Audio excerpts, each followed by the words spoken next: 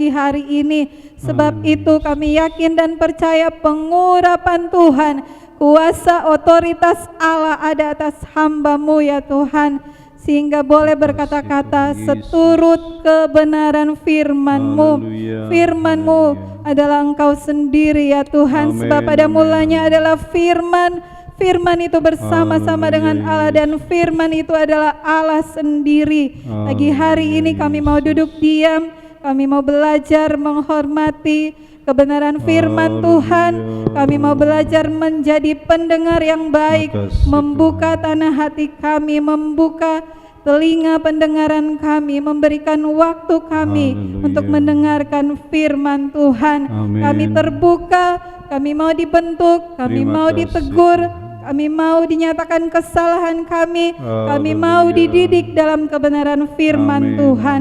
Terima kasih Bapa, berfirmanlah pagi hari ini di dalam nama Tuhan Yesus Kristus. Haleluya. Amin. Amin. Shalom Bapak Ibu, selamat pagi bagi kita semua. Di pertengahan ibadah kita akan siap mendengarkan firman Allah. Dan puji Tuhan, seizin Tuhan, pagi hari ini firman Tuhan akan dilayani oleh hamba-Nya, ya, tamu dari jauh, ya. Puji Tuhan. Bapak Ibu saudara sekalian pasti sebagian besar sudah mengenal hamba Tuhan ini, ya. Mungkin ya biar hamba-Nya saja yang akan memperkenalkan karena mungkin ada yang belum kenal, ya. Selamat mendengarkan firman Tuhan. Kembali saya serahkan kepada hamba-Nya. Tuhan Yesus memberkati kita semua. Amin.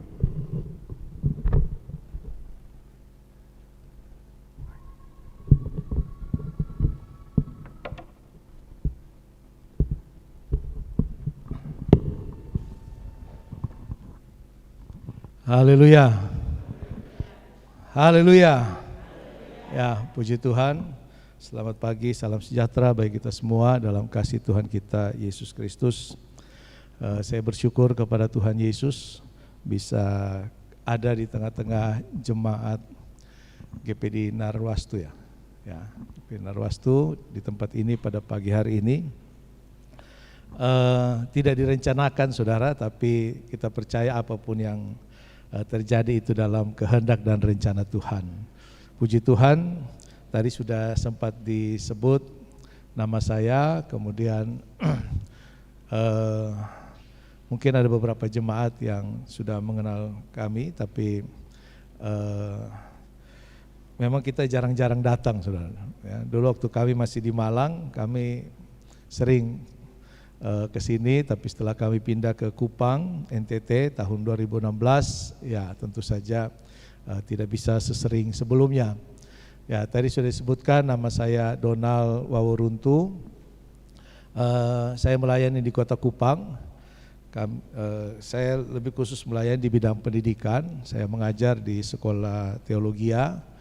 Kemudian kami juga membangun pelayanan pendidikan lewat pendidikan anak usia dini, dan sejak 2021 kemarin resminya kami juga memulai sebuah pelayanan penggembalaan di Kota Kupang, dan puji Tuhan semua karena kemurahan Tuhan sehingga ya semuanya boleh jadi di dalam kehendak Tuhan. Puji Tuhan, terima kasih kepada Bapak Gembala, Pak Mikol, Ibu Gembala, Ibu Hervi yang sudah memberikan saya kepercayaan untuk dapat membagikan berkat kebenaran firman Tuhan bagi kita semua pada pagi hari ini.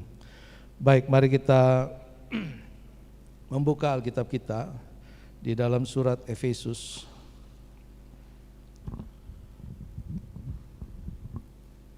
Efesus pasal 4.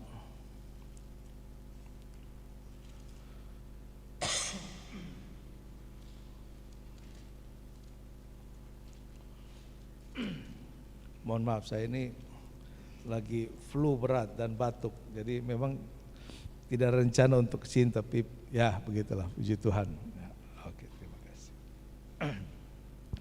Efesus pasal 4 ayat yang ke-11 sampai ayat yang ke-15. Efesus pasal 4 ayat 11 sampai ayat yang ke-15. Demikian firman Tuhan saya bacakan. Dan ialah yang memberikan baik rasul-rasul maupun nabi-nabi baik pemberita-pemberita Injil maupun gembala-gembala dan pengajar-pengajar, untuk memperlengkapi orang-orang kudus bagi pekerjaan pelayanan, bagi pembangunan tubuh Kristus, sampai kita semua telah mencapai kesatuan iman dan pengetahuan yang benar tentang anak Allah, kedewasaan penuh dan tingkat pertumbuhan yang sesuai dengan kepenuhan Kristus, sehingga kita bukan lagi anak-anak yang diombang-ambingkan oleh rupa-rupa angin pengajaran, oleh permainan palsu manusia dalam kelicikan mereka yang menyesatkan, tetapi dengan teguh berpegang kepada kebenaran, di dalam kasih kita bertumbuh di dalam segala hal ke arah Dia, Kristus yang adalah kepala. Puji Tuhan. Sebagaimana ayat yang sudah kita baca pada pagi hari ini, Tuhan memberikan kepada jemaat Tuhan, para hamba-hamba Tuhan yang dipanggil Tuhan secara khusus untuk melayani Tuhan di dalam pelayanan 5 jawatan. Yang tadi di ayat yang ke-11 dikatakan adalah rasul, nabi, guru, penginjil, dan gembala, untuk memperlengkapi orang-orang kudus. Siapa orang kudus itu? Ya kita semua, terutama jemaat Tuhan, orang-orang yang sudah dikuduskan oleh darah Kristus. Jadi kita harus menganggap bahwa diri kita ini orang kudus, ya. Kita orang kudus karena kita sudah dikuduskan oleh darah Kristus. Karena kita dikuduskan itulah maka kita dilayakkan untuk datang kepada Tuhan. Kapanpun, dimanapun kita berada, kita bisa langsung memanggil nama Tuhan, ya. Tidak seperti bangsa Israel yang untuk bertemu dengan Tuhan mereka harus melalui imam, ya. Imam yang bisa mempersembahkan korban mereka. Mereka tidak bisa mempersembahkan korban mereka, karena korban mereka bukan korban yang sempurna. Korban anak domba yang setahun sekali harus terus dipersembahkan. Tetapi kita menerima korban yang sempurna, yang satu kali untuk selama-lamanya. Lewat korban itu kita dikuduskan, kita dilayakkan. Sehingga tadi dikatakan bagi orang-orang kudus, memperlengkapi. Jadi tugas dari hamba-hamba Tuhan adalah memperlengkapi orang-orang kudus. Lewat apa? Ya lewat firman Tuhan, lewat pengajaran, lewat penyegaran rohani, lewat berbagai arahan, tuntunan, bimbingan di dalam kebenaran firman Tuhan. Itulah tugas daripada hamba-hamba Tuhan, agar jemaat Tuhan kemudian terlibat di dalam pekerjaan Tuhan. Karena kalau menurut ayat ini, yang bekerja di dalam pekerjaan Tuhan harusnya jemaat, ya. Ayat 12, untuk memperlengkapi orang-orang kudus bagi pekerjaan pelayanan, bagi pembangunan tubuh Kristus. Jadi orang-orang kudus ini diperlengkapi, saudara, ya. Diberi pengetahuan, diberi ilmu, ya. Diberi skill, kemampuan. Untuk apa? Untuk membangun pekerjaan Tuhan. Makanya ada istilah itu, domba melahirkan domba. Gembala gak bisa melahirkan domba, saudara. Yang melahirkan domba itu ya domba itu sendiri. Lewat pelayanannya, maka pelayanan pekerjaan Tuhan itu semakin berkembang. Nah, banyak jemaat Tuhan itu hanya mau jadi jemaat biasa saja. Yang penting saya hidup baik, saya hidup benar, tidak neko-neko, tidak macam-macam, lalu saya ibadah, cukup, ya. Tidak perlu berlebihan, itu saja sudah cukup. Itu sama dengan kita hanya makan saja. Kita istirahat baik, kita makan cukup baik, sudah. Tidak perlu kerja, tidak perlu buat apa-apa. Nah, itu sama, saudara. Yang penting saya tiap hari makan 3 kali sehari, saya istirahat, saya olahraga. Lalu untuk apa kita makan itu? Untuk apa kita punya tubuh yang kuat, yang sehat? untuk bekerja. Supaya kita bisa hidup dengan baik dan bermanfaat bagi kehidupan kita sendiri, terutama bagi orang lain. Itu dalam konteks jasmani, saudara. Tapi dalam konteks rohani pun sama seperti itu. Kita datang ke gereja, kita menerima makanan rohani yang memberikan kekuatan kepada tubuh rohani kita ini, supaya kita pakai untuk bekerja, bersaksi, melayani. Itu yang harus kita kerjakan sebagai jemaat Tuhan. Karena ada goalnya, ada tujuannya. Dikatakan sampai kita semua telah mencapai kesatuan iman, pengetahuan yang benar tentang Allah, kedewasaan penuh dan tingkat pertumbuhan yang sesuai dengan kepenuhan Kristus. Itu tujuannya. Dengan pekerjaan pelayanan yang kita lakukan, kita semakin hari semakin dibentuk. Kan gitu ya. Sama seperti pekerjaan kita. Awalnya kita tidak tahu. Awalnya kita tidak mengerti. Tapi karena kita mau belajar melakukan, lama-lama kita tahu. Ya. Awalnya kita tidak bisa. Tapi karena kita mau terus giat melakukan, akhirnya kita bisa juga. Ya. Seringkali orang memandang kehidupan orang percaya itu, kehidupan rohani itu, orang harus rohani dulu, ya. Harus bisa dulu, baru masuk ke dalam pelayanan. Ya. Tapi konsepnya bukan begitu, saudara.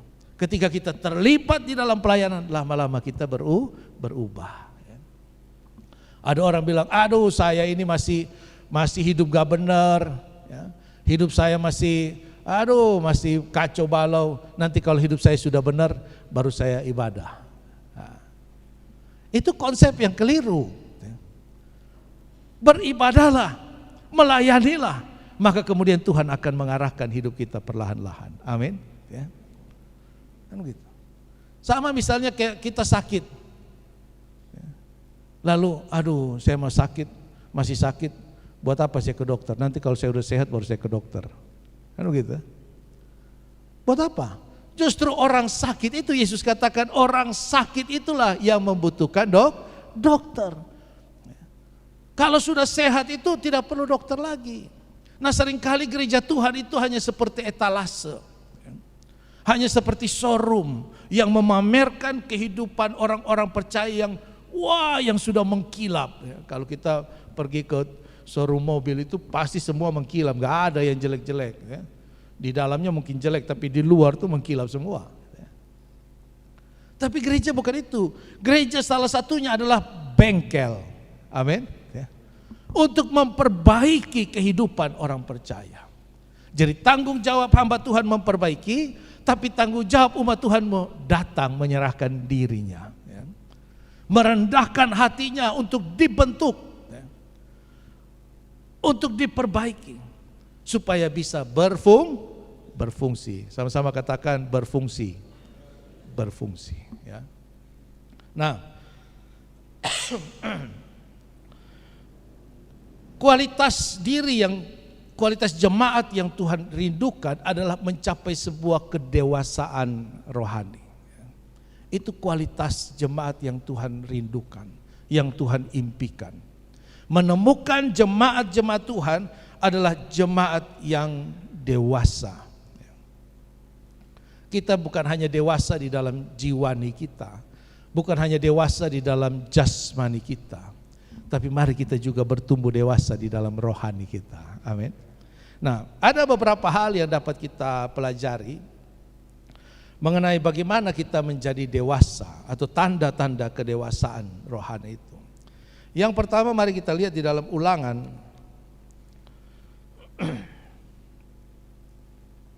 kitab Ulangan pasal yang ke-8.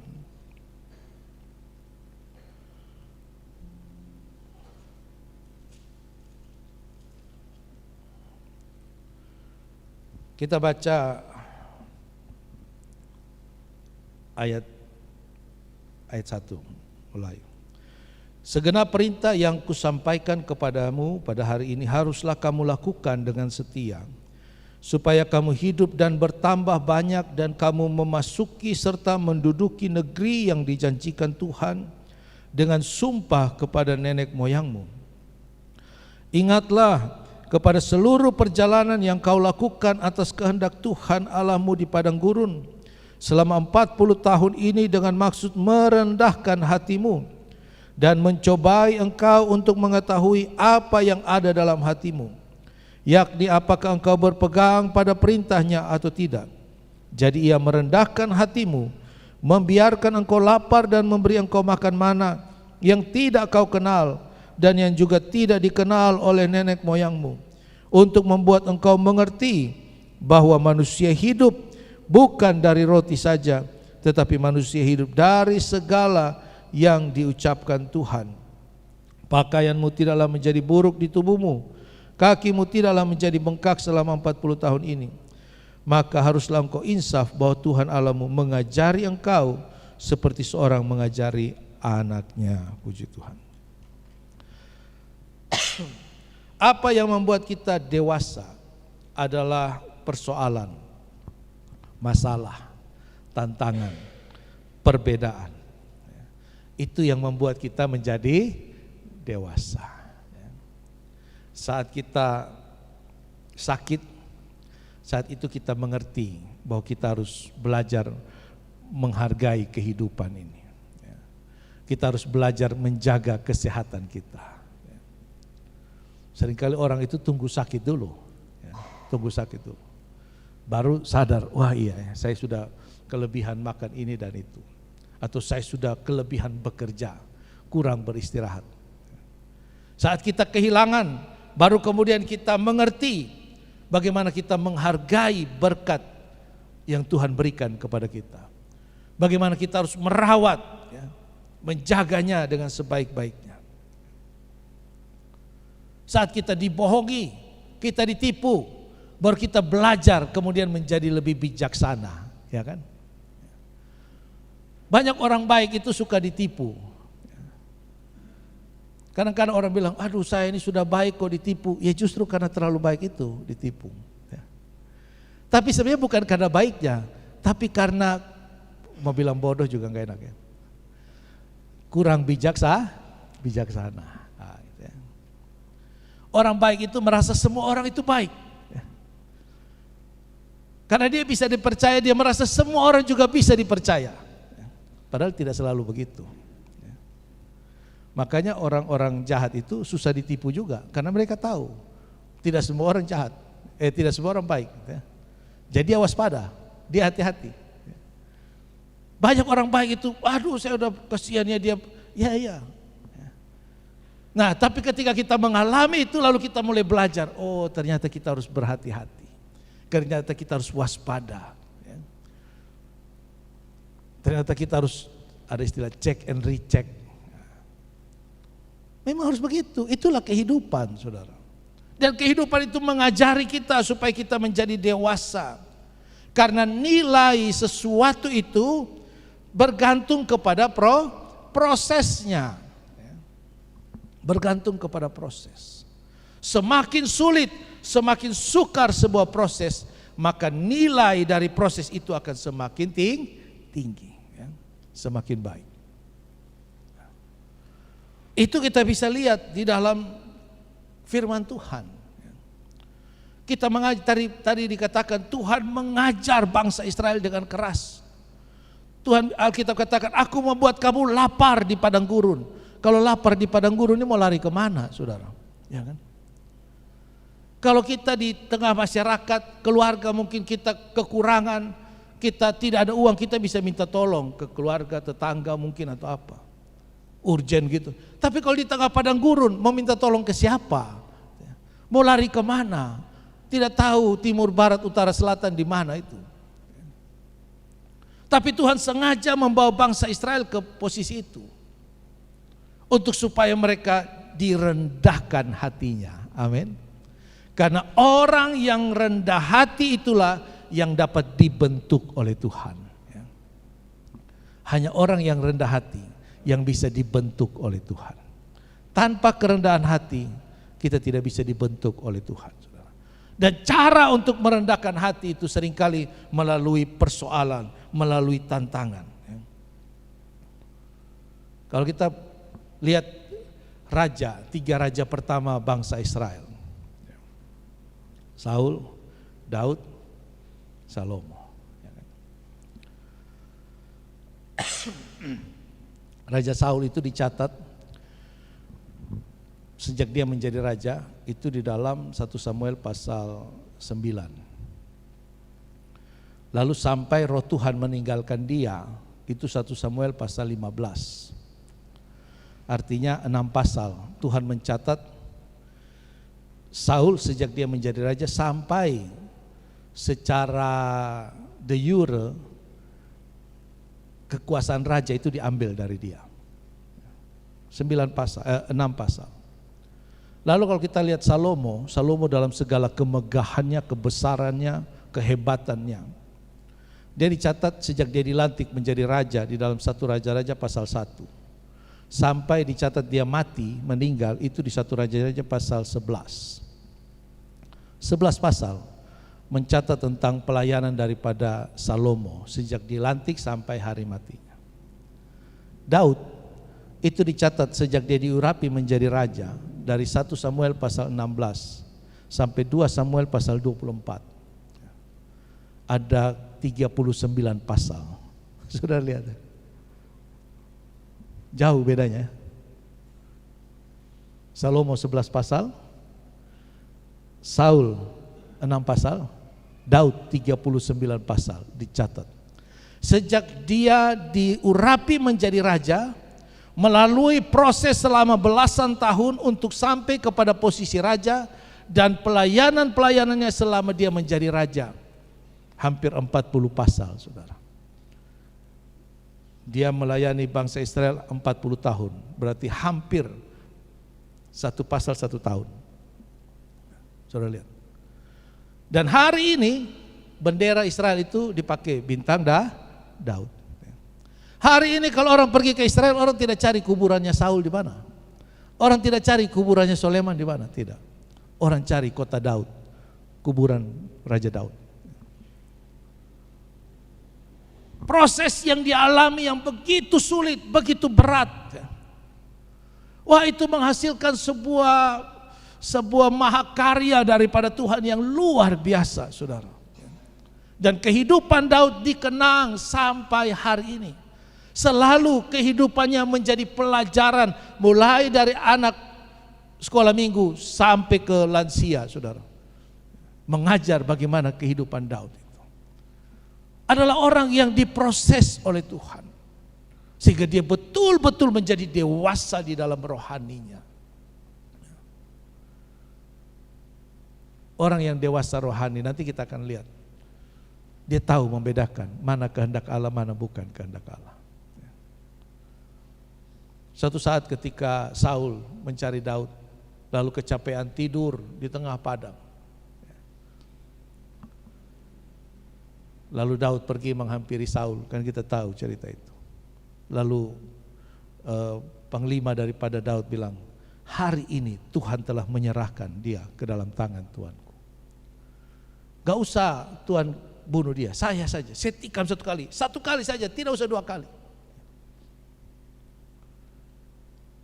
Orang yang membawa nama Tuhan belum tentu tahu kehendak Tuhan, saudara. Ya, belum tentu. Ya. Jadi jangan pikir kalau orang bawa nama Tuhan lalu dia tahu kehendak Tuhan, tidak. Ya. Daud bilang, oh dijauhkan Tuhan daripadaku, mendatangkan tangan atas orang yang diurapi oleh Tuhan. Ya. Padahal Daud tahu bahwa dia bukan lagi orang yang diurapi Tuhan. Tapi Daud tetap menghargai waktu daripada Tuhan. Ini orang yang dewasa di dalam Tuhan. Kadang-kadang kita berpikir hal-hal yang menguntungkan kita itu pasti kehendak Tuhan. Belum tentu, saudara. Dan hal-hal yang merugikan kita itu pasti bukan kehendak Tuhan. Belum tentu juga. Ayat yang kita baca, Tuhan secara sadar, secara sengaja membawa bangsa Israel ke padang gurun. Untuk sengaja membuat mereka lapar. Untuk mengajar. Karena itu mari Bapak Ibu Saudara sekalian, ketika kita ada di dalam persoalan, situasi yang sulit, mari kita belajar untuk menyadari, memahami apa rencana Tuhan di dalam kehidupan kita. Yusuf mengalami proses yang luar biasa. Dia tidak salah, tapi dia dihukum. Dia tidak salah, dia dijual. Tapi kalau kita pelajari sejarah perjalanan Yusuf, setiap kali dia mengambil keputusan rohani yang tepat di dalam persoalan kehidupannya, pintu terbuka bagi dirinya. Dia dijual.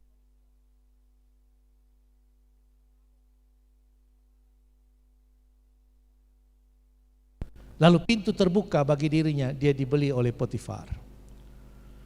Ketika dia diambil menjadi budak, dia tidak protes kepada Tuhan. Tuhan, saya ini anak kesayangan orang tua. Saya tidak buat salah, kenapa saya jadi budak? Tidak. Tapi dia mengambil keputusan rohani yang benar. Dia bekerja sebaik-baiknya. Pintu terbuka bagi dia. Potifar katakan, sekarang kamu berkuasa atas seluruh rumahku, seluruh kekayaanku, seluruh milikku, engkau berkuasa. Pintu terbuka, saudara. Lalu ketika dia digoda oleh istri Potifar, dia kemudian juga mengambil keputusan rohani yang benar. Dia lari, meninggalkan. Dan satu pintu lagi terbuka, tapi pintu penjara. Saudara, ketika kita mengambil keputusan-keputusan rohani yang tepat, mungkin keputusan rohani itu membawa kita kepada pintu-pintu penjara. Bukan tangga naik, tapi bisa jadi tangga turun. Bisa jadi bukan tangga, tapi langsung jurang, saudara. Loh, saya udah buat baik kok, saya udah buat benar. Kenapa hidup saya seperti ini? Kenapa saya malah jatuh? Itu dialami oleh para tokoh Alkitab, saudara. Yusuf masuk penjara bukan karena buat salah, tapi justru karena kebenaran. Tetapi di dalam penjara, dia tidak kecewa kepada Tuhan. Banyak anak Tuhan ketika mengalami sudah berbuat baik, berbuat benar, lalu jatuh, lalu kecewa kepada Tuhan. Buat apa kalau begitu saya ibadah? Gak ada gunanya saya berdoa. Tidak ada guna saya persekutuan. Saya sudah setia, tapi apa yang Tuhan buat? Banyak kali begitu kan? Tetapi Yusuf tidak. Dia tetap melakukan yang terbaik di penjara. Dia tidak kecewa kepada Tuhan, tidak. Tapi dia tetap berbuat baik, dia tetap berbuat benar. Pintu terbuka bagi dirinya. Kepala penjara mempercayakan semua tahanan kepada dirinya. Saudara bayangkan ya, ini kan gak masuk akal. Tahanan dipercayakan kepada tahanan. Jadi keberadaan semua tahanan dipercayakan kepada tahanan. Ini kalau orang tidak benar, saudara, nggak hitung 3, pasti hilang dia dari penjara. Tapi Yusuf dipercaya oleh kepala penjara karena dia tetap melakukan kebenaran. Dan setelah itu kemudian pintu terbuka bagi dirinya. Bukan lagi tangga 1, 2, 3, ribuan anak tangga naik langsung dari penjara langsung menjadi Perdana Menteri Mesir. Tidak sulit, saudara, Tuhan mengangkat hidup kita. Tidak sulit Tuhan mengubah keadaan kita, saudara. Yang sulit adalah kita seringkali tidak mampu untuk mengambil sikap-sikap yang dewasa di dalam Tuhan. Pilihan-pilihan yang tepat, yang rohani. Orang dewasa dan anak-anak itu kan dibedakan dari kemampuannya mengambil keputusan, ya kan? Kemampuannya menentukan pilihan. Dia bisa menghitung. Sekalipun kelihatannya baik tapi saya tidak mau. Itu orang dewasa. Nah, itu yang Tuhan mau. Dan itu dilewati atau dilalui lewat proses-proses yang sulit, proses yang sukar. Dan semua orang yang mau dipakai Tuhan itu mengalami itu, saudara. Ya. Karena itu kita bersyukur kepada Tuhan. Kalau kita diberi tantangan ujian, artinya Tuhan memperhatikan hidup kita. Dan Tuhan mau kita lebih naik, bukan turun, saudara. Yang kedua, apa yang membuat orang menjadi dewasa? yaitu kepercayaan. Ya, kepercayaan. Di dalam Injil Matius pasal 25, kita sudah tahu kisah itu dalam ayat 14-15, ada seorang raja yang akan berpergian keluar kota lalu dia mempercayakan hartanya kepada hamba-hambanya. Raja ini tentu tahu kemampuan dari setiap hambanya. Kemudian dia mempercayakan ada yang dapat 1, ada 2, ada 5 talenta. Kepercayaan itu diberikan. Orang tidak dapat menjadi dewasa tanpa kepercayaan, tanpa tanggung jawab. Dan ini sekaligus dari sisi kepemimpinan ini sebuah risiko, saudara, ya, risiko. Karena sebagaimana yang dihadapi oleh raja ini, ternyata ada hambanya yang justru menyembunyikan kepercayaan itu, menyimpan, tidak melakukan kepercayaan itu. Ada pemimpin-pemimpin yang aduh daripada saya pusing ya, kamu kerjanya nggak benar, biar saya yang kerja aja deh, kamu diam aja deh, ya kan? Kita mungkin lagi bekerja, lalu anak-anak kita mungkin masih kecil, Pak saya bantu ya, saya bantu. Aduh jangan deh, jangan. Kamu nggak tahu, kamu lebih bikin pusing saya. Nanti ada apa-apa saya yang pusing, kan gitu ya. Tetapi kalau kita mau menjadi dewasa, Tuhan akan memberikan kita kepercayaan. Dan kalau pemimpin mau umat-umatnya dewasa, harus berani memberi kepercayaan. Jadi ada dua sisi. Tugas dari seorang hamba Tuhan, pemimpin, memberikan kepercayaan, walaupun ada risiko di dalamnya. Tetapi itulah harga dari sebuah perjalanan kedewasaan. Nah, jemaat Tuhan juga harus mau menerima tanggung jawab untuk menjadi jalan kedewasaan. Pasti ada lebihnya, pasti ada kurangnya. Tapi lewat itulah kita belajar. Karena itu jangan kita menolak. Kalau kita diberi kepercayaan oleh Tuhan melalui gembala, terima dengan sukacita, saudara. Terima dengan sukacita. Jangan menolak. Saya dulu kuliah di Malang. Waktu saya kuliah itu saya lebih banyak mainnya daripada kuliahnya. Saya tidak bisa dibilang setia, tapi saya rajin ibadah.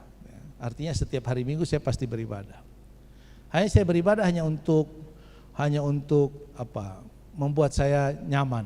Artinya saya tidak ada utang, saya beribadah kepada Tuhan. Lalu wakil gembala itu nggak tahu bagaimana dia tahu kalau saya ini anak pendeta. Jadi dia telepon saya. Dia bilang, Donald, kamu kan anak gembala. Aduh, saya itu datang gereja. Pokoknya saya ukur pas sudah mau doa mulai, saya masuk, saya langsung naik ke balkon. Begitu doa berkat, saya juga langsung turun. Pokoknya saya tidak mau berhubungan dengan siapapun. Saya tidak mau repot, tidak mau ribet. Yang penting saya ibadah. Lalu dia bilang, kamu pasti bisa main musik. Pasti bisa main musik. Saya bilang, iya saya bisa main drum, sedikit-sedikit saja om. Kalau gitu kamu main drum di ibadah Kompria ya, hari Rabu. Oh ya om. Saya datang. Latihan 1 jam sebelumnya langsung main ibadah. Terus dia bilang, mulai minggu depan kamu main drum ya. Minggu depan dan seterusnya saya tidak datang lagi, saudara. Saya pikir, waduh ini saya terikat dengan gereja nih. Enggak, saya enggak mau. Lalu saya tidak pernah datang. Lalu beberapa bulan kemudian, saya gereja situ 6 tahun. Saya harusnya kuliah 4 tahun, saya kuliah 6 tahun, saudara. Lalu selang 1 tahun apa 2 tahun kemudian, dia telepon saya lagi. Donald, kau pasti bisa menyanyi. Ya kalau menyanyi masuk semua orang Kristen pasti bisa lah. Ya bisa dikit-dikit om. Kamu ikut paduan suara ya. Aduh, paduan suara. Saya nggak datang, saudara. Tidak pernah datang sampai saya pindah dari gereja itu, sampai saya selesai kuliah. Saya bekerja masih di gereja itu. Setelah saya masuk sekolah Alkitab baru saya pindah. Nah lalu saya sekolah Alkitab. Setelah bekerja hampir 3 tahun lalu saya memutuskan menerima panggilan Tuhan menjadi hamba Tuhan sekolah Alkitab. Setelah sekolah Alkitab praktek, lalu sekolah Alkitab lagi kelas 2, lalu menikah, lalu melanjutkan studi S2. Lalu kami kembali ke gereja kami yang lama. Tapi gereja itu sudah jadi besar, ya, sudah pindah ke tempat yang lebih mewah, lebih besar. Lalu saya datang ke wakil gembala itu. Saya bilang, Om, ini saya sudah sekolah Alkitab, saya sudah menikah, dan saya lagi melanjutkan studi, jadi sementara itu saya kembali beribadah di tempat ini. Jadi mungkin kalau ada pelayanan yang saya bisa bantu, saya siap bantu. Om itu bilang, oh iya. Dan saya sampai saya pindah dari itu gereja, saya tidak satu kali pun dikasih kesempatan melayani, saudara. Saya pikir, wah dia balas saya ini ya. Tapi itulah saudara, kesempatan itu tidak datang terus, saudara. Tidak datang terus. Jadi kalau kita dikasih kesempatan, pahamilah bahwa itu kesempatan daripada Tuhan untuk mengajar kita menjadi dewasa di dalam rohani kita. Yesus sebagai pemimpin agung kita adalah pemimpin yang luar biasa, saudara. Karena dia memberikan kesempatan, dia memberikan kepercayaan. Bahkan dalam Injil Yohanes pasal 14 ayat yang ke-12 Tuhan Yesus katakan, barang siapa percaya kepadaku, kamu akan bisa melakukan apa yang aku lakukan. Bahkan lebih besar dari yang aku lakukan. Luar biasa saudara ya. Yesus ini Tuhan.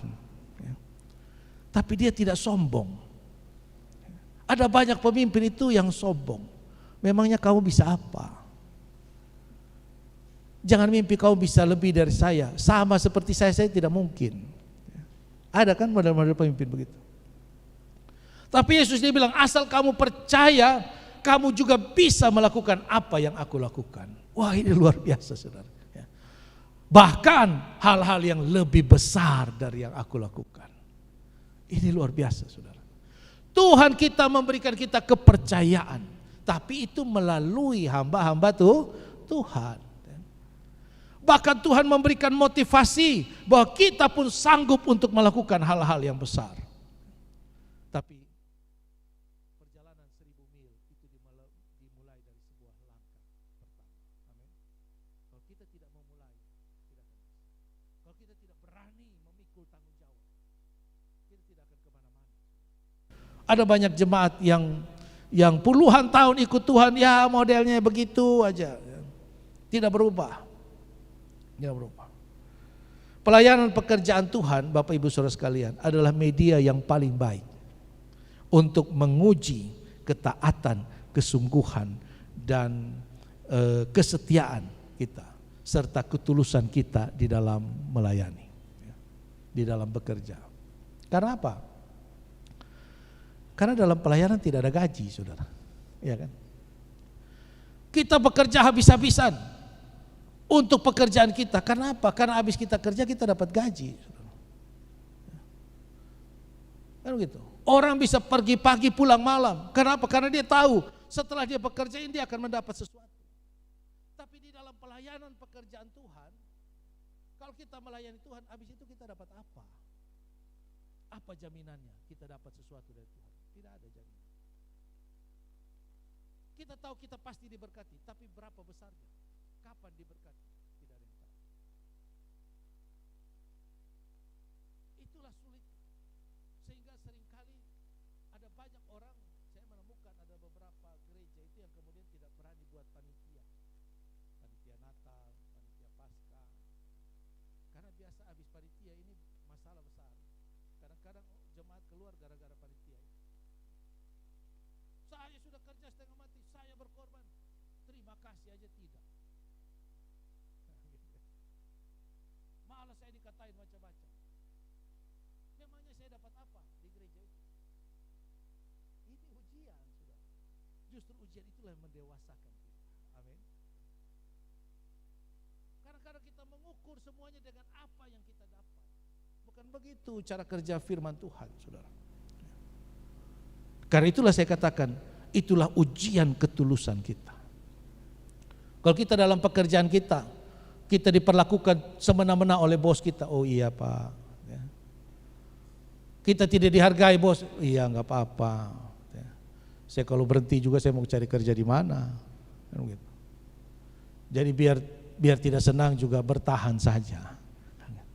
Tapi kadang-kadang kalau dengan urusan gereja, tidak dihargai, tidak diterima, memangnya gereja cuma di sini. Nah, gereja ada banyak, begitu. Apalagi mungkin di kota. Kalau di kota pilihan gereja banyak banget, saudara. Bukan begitu yang Tuhan mau. Tuhan memberikan kita kesempatan untuk kita bertumbuh. Pakai itu, saudara, untuk kita bertumbuh dewasa di dalam Tuhan. Dan yang terakhir, apa tanda dari kedewasaan rohani? Tentu ada ciri-cirinya, ya kan? Orang yang dewasa secara rohani. Ada beberapa ayat. Coba kita lihat dulu di dalam 1 Korintus pasal 3.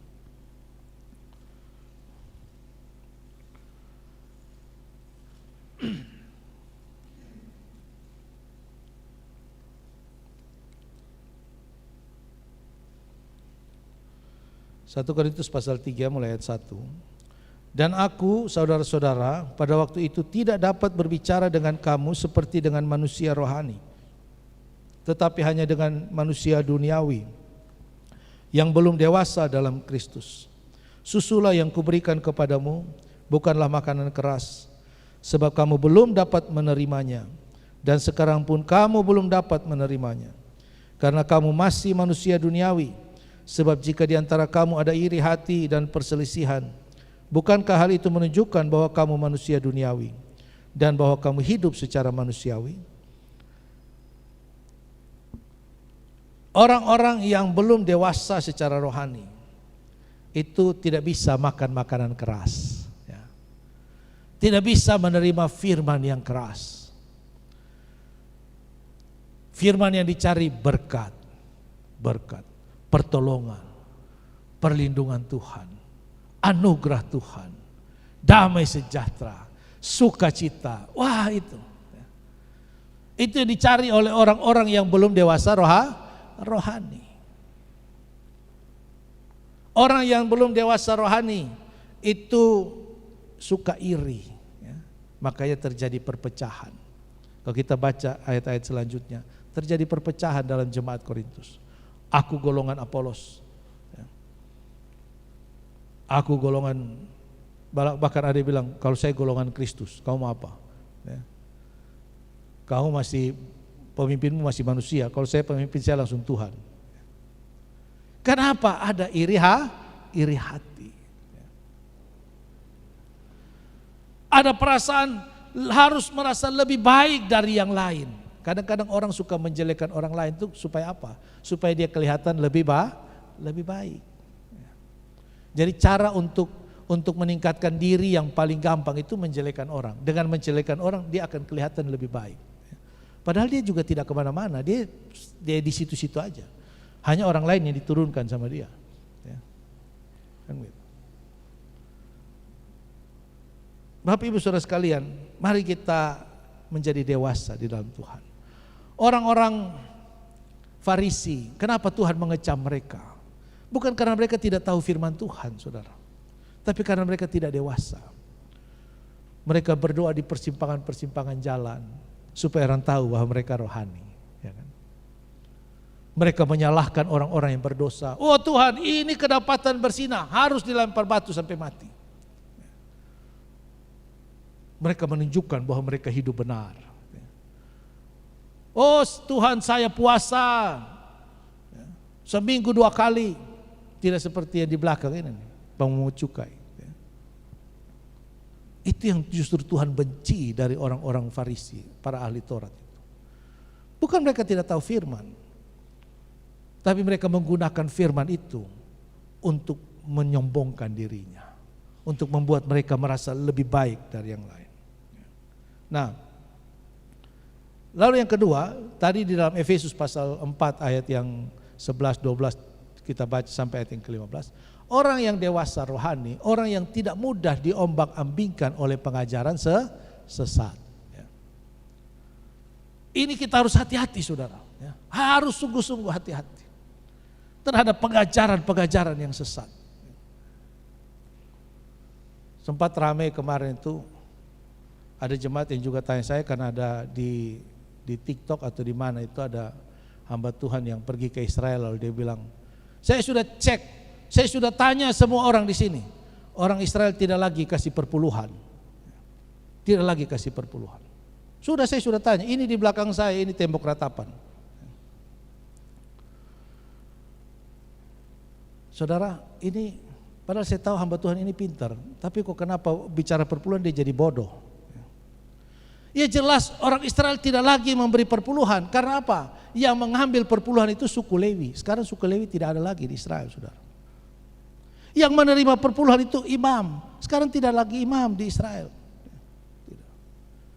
Persekutuan orang Israel dipimpin oleh rabi. Sistem mereka sekarang disebut sistem rabinik. Orang-orang yang memahami Taurat. Tapi itu tidak ada dalam struktur yang Tuhan buat di dalam pelayanan. Tidak ada. Lalu tempat untuk membawa perpuluhan sudah tidak ada lagi. Karena mereka harus membawa ke bait Allah. Bait Allah tidak ada lagi. Jadi yang memungut tidak ada, yang menerima tidak ada, tempat untuk memberi juga tidak ada. Lalu mau kasih bagaimana? Ya. Kan begitu. Tapi harus dipahami bahwa perpuluhan itu bukan produk Taurat. Perpuluhan sudah ada sejak Abraham. Abraham memberikan perpuluhan. Ishak walaupun tidak dicatat pasti dia memberikan perpuluhan. Karena apa? Karena Yakub pun memberikan perpuluhan. Apakah berarti di zaman Taurat? Tidak. Di dalam Ibrani dijelaskan bahwa Imam Melkisedek itu, Imamat Melkisedek, dia juga menerima perpuluhan. Jadi mari kita berhati-hati dengan ajaran-ajaran sesat, ajaran palsu. Dan orang yang mengajar ini bukan, saudara kan tidak, kalau kita tahu ini orang nabi palsu ini kita gampang kita menolaknya, kan gitu. Masalahnya kan tidak ada nabi palsu yang datang terus berdiri, puji Tuhan terima kasih buat kepercayaannya, perkenalkan saya nabi palsu. Kan tidak ada begitu. Tapi dia bawa ayat Alkitab, dia berdoa dalam nama Yesus juga.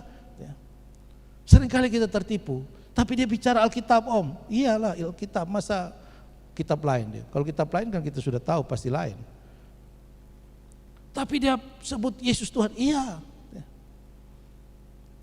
Karena itu mari kita bertumbuh menjadi dewasa di dalam pengetahuan, pengenalan kita kepada Tuhan. Mari kita setia di dalam ibadah, supaya kita semakin dipenuhi oleh firman Tuhan.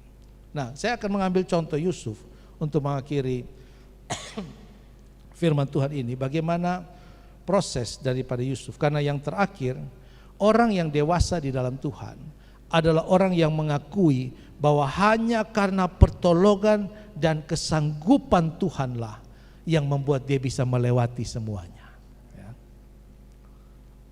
Ini harus kita pahami sebagai orang dewasa secara rohani. Karena banyak orang waktu masih merintis, waktu masih berjuang, wah semua karena Tuhan, semua karena pertolongan Tuhan. Tapi begitu sudah diberkati Tuhan sudah, ini kan kalau bukan karena saya juga tidak mungkin begini. Hati-hati saudara. Nah, mari kita melihat beberapa ayat dalam Kejadian pasal 39.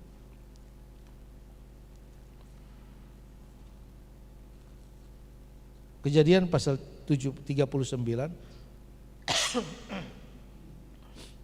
ayat 2 dan ayat 3. Tetapi Tuhan menyertai Yusuf sehingga ia menjadi seorang yang selalu berhasil dalam pekerjaannya.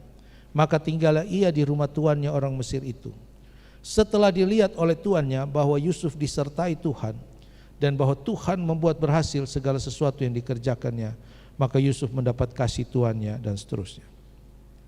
Ayat 2 dikatakan Yusuf disertai oleh Tuhan, disertai oleh Tuhan, sehingga Tuhan membuat dia berhasil dalam semua pekerjaannya.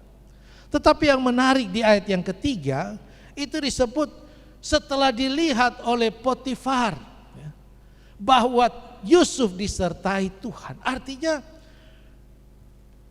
Yusuf pasti menceritakan ya kan, bahwa Tuhanlah yang menyertai dia. Potifar mungkin bisa melihat Yusuf ini berhasil, tapi dari mana dia tahu bahwa itu karena penyertaan Tuhan? Ya. Pasti Yusuf bercerita tentang kebaikan Tuhan, tentang pertolongan Tuhan, sehingga dikatakan setelah dilihat oleh tuannya bahwa Yusuf disertai Tuhan dan bahwa Tuhan membuat dia berhasil. Jadi bahkan Potifar yang orang kafir pun bisa lihat perbedaan antara orang yang disertai Tuhan dan orang yang tidak disertai Tuhan, saudara. Luar biasa. Yusuf tidak menampilkan dirinya, tetapi ketika melihat keberhasilan Yusuf, orang tahu, oh itu karena Tuhan. Oh itu karena Tuhan. Seringkali banyak godaan di dalam hati kita untuk menampilkan diri, untuk menyombongkan diri, untuk menunjukkan eksistensi kita. Yusuf tidak, saudara. Lalu ayat yang ke-21. Tetapi Tuhan menyertai Yusuf dan melimpahkan kasih setianya kepadanya dan membuat Yusuf kesayangan bagi kepala penjara itu. Tuhan menyertai Yusuf dan membuat Yusuf menjadi kesayangan bagi kepala penjara.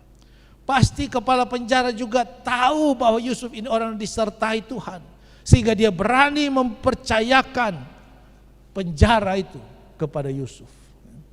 Kalau orang tidak disertai Tuhan, mungkin dia baik, tapi dia bisa berubah. Tapi kalau dia disertai Tuhan, dia betul-betul hidup di dalam pimpinan Tuhan. Lalu Kejadian pasal 40 ayat 8. Jawab mereka kepadanya, kami bermimpi tapi tidak ada orang lain yang dapat mengartikannya. Lalu kata Yusuf kepada mereka, bukankah Allah yang menerangkan arti mimpi? Ceritakan kiranya mimpi itu kepadaku. Yusuf tidak bilang, kamu cerita saja nanti saya kasih tahu. Ya. Tapi Yusuf bilang, Allah yang dapat mengartikan mimpi itu. Yusuf tidak pernah melupakan Tuhan. Yusuf tidak pernah mengenyampingkan Tuhan di dalam perjalanan hidupnya, tidak. Dia selalu mendahulukan Tuhan. Dia selalu membawa nama Tuhan mendahului dirinya. Ini orang yang dewasa dalam Tuhan. Dia tidak mengedepankan dirinya, tapi yang dia dahulukan adalah Tuhan. Tuhan yang sanggup mengartikan mimpi. Yang berikut, pasal 41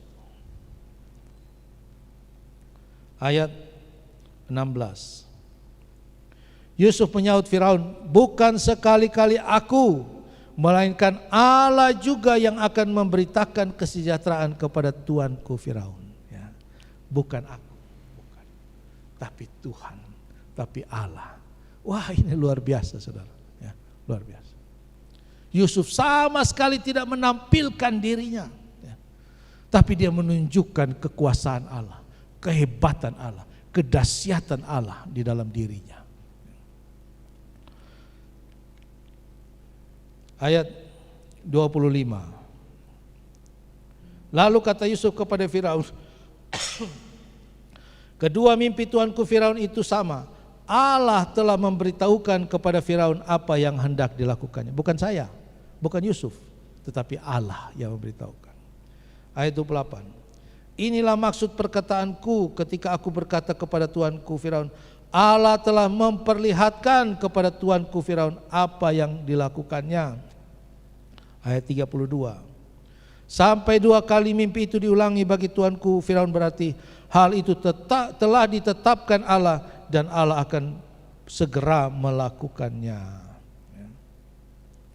Yusuf selalu membawa nama Tuhan di dalam tindakan-tindakannya. Ayat 38-39. Lalu berkatalah Firaun kepada para pegawainya, mungkinkah kita mendapat seorang seperti ini, seorang yang penuh dengan roh Allah?